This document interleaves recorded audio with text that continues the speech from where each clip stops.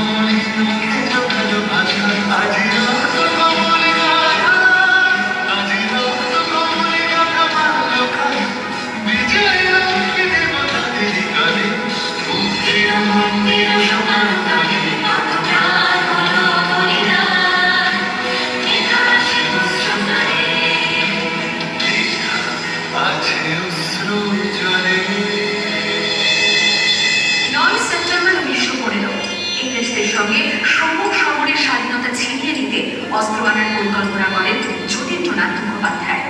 বালেশ্বর সঙ্গীদের নিয়ে জাহাজ থেকে সেই অস্ত্র নামাতে গেলে ইংরেজ বাহিনী তাদের ঘিরে ফেলে। বুড়িপালনের তীরে লড়াই কাটে বিরাট ইংরেজ বাহিনী বনাম বাঘাযতীন ও তার 4 সতীর্থদের। এককালে শুধু ভোজালি হাতে যিনি বাঘ মেরেছিলেন, সেই তীর সেদিন লুটিয়ে পড়লেন।